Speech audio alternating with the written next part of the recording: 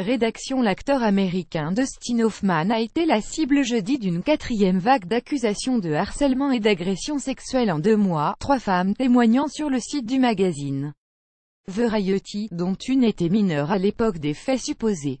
2 des 3 victimes présumées de l'acteur de 80 ans témoignent à visage découvert, notamment Corey Thomas qui était âgée de 16 ans à l'époque des faits supposés, en 1980, et était une camarade de classe de la fille de Dustin Hoffman.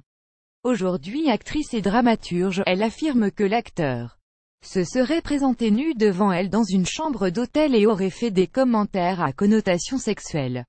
Elle dit n'avoir dû saluer qu'à un appel téléphonique de sa mère, qui lui aurait permis de quitter la pièce. Quant à Melissa Kester, elle raconte avoir été agressée sexuellement par Dustin Hoffman lors d'enregistrements pour le Ishtar 1987, auquel elle assistait en compagnie de compagnons.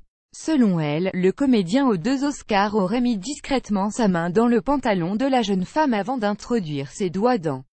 Il aurait fait de même avec une comédienne de 22 ans, qui témoigne également dans Variety et qu'il avait rencontrée sur le plateau du même, mais à une autre occasion. L'avocat de l'acteur, Mark Neubauer, a affirmé à Variety que ces allégations étaient des mensonges diffamatoires. Sollicité par l'AFP, le conseil et une porte-parole de l'acteur n'ont pas donné suite. Dans l'immédiat, avant ces témoignages, au cours des 2 derniers mois, 3 femmes avaient déjà accusé Dustin Hoffman de harcèlement ou d'agression sexuelle.